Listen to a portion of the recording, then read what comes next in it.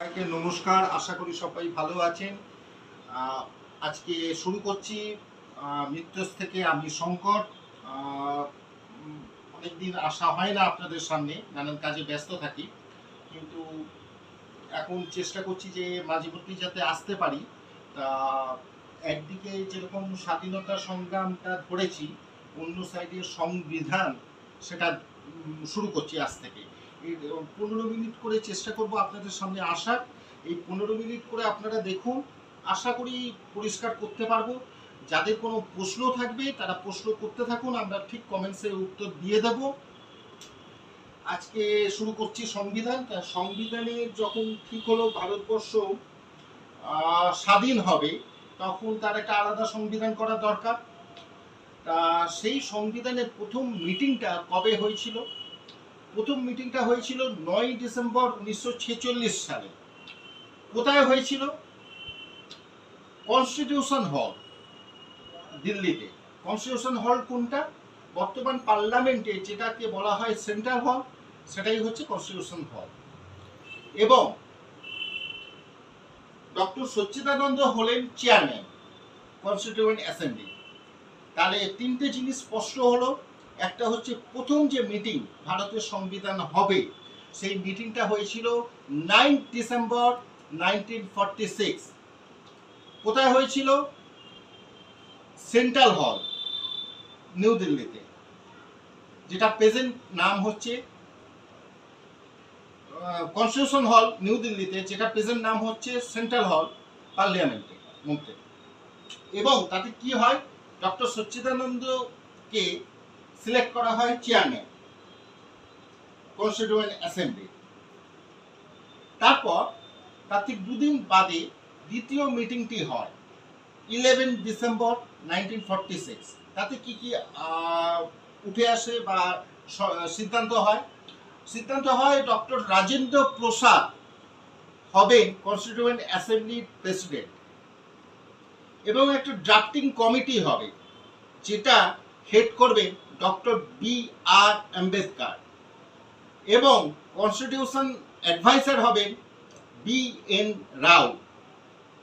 এবং এই যে ড্রাফটিং কমিটি, খসড়া কমিটি সংবিধানে, তাতে কজন ছিলেন? উত্তর হচ্ছে 7 জন, চেয়ারম্যানকে নিয়ে। তাহলে দ্বিতীয় যে মিটিং হলো 11 ডিসেম্বর, ঠিক দুদিন বাদে প্রথম মিটিংয়ে 1946-এ, তাতে ড্রাফটিং কমিটিকে দায়িত্ব দেওয়া হলো, একটা খসড়া কমিটি তৈরি হলো। খসড়া কমিটির চেয়ারম্যান হলেন বা হেড করলেন doctor B.R. Ambedkar. Constitutional adviser হলেন B.N. রাও, এবং প্রেসিডেন্ট হলেন রাজেন্দ্র প্রসাদ, যিনি পরবর্তীকালেও ভারতের প্রথম প্রেসিডেন্ট হয়েছিলেন। এবারে গুরুত্বপূর্ণ প্রশ্ন আসতে পারে, ঠিক কত দিন নিয়েছিল সংবিধানটা তৈরি করতে, এবং কোন কোন দেশের কোন কোন জায়গা থেকে নেওয়া হয়েছিল? সংবিধান তৈরি করতে ঠিক 2 বছর 11 মাস 18 দিন নেওয়া হয়েছিল। কত সময় ভাবুন, 2 বছর 11 মাস 18 দিন। কটা দেশকে রেফার করা হয়েছিল, কটা দেশের সংবিধান দেখা হয়েছিল? 60-এর উপর দেশের সংবিধান দেখা হয়েছিল। এবং কত খরচা হয়েছিল? খরচা হয়েছিল 64 লাখের একটু উপরে। তাহলে আমরা আরো জানলাম 2 বছর 11 মাস 18 দিন লাগলো। এই সংবিধান তৈরি হয়েছে 7টা দেশে সংবিধান দেখে। এক্সাক্ট নাম্বারটা পাওয়া যায় না, 7টার উপরই ধরি আমরা। এবং কত খরচা হয়েছিল? 64 লাখের একটু বেশি। এবং এই সংবিধানটা কবে ইনঅ্যাক্ট হলো, সাইন হলো এবং অ্যাডপ্ট হলো? সেটার উত্তর হচ্ছে 26 নভেম্বর 1949। কবে ইনঅ্যাক্ট হলো, সাইন এবং অ্যাডপ্ট হলো?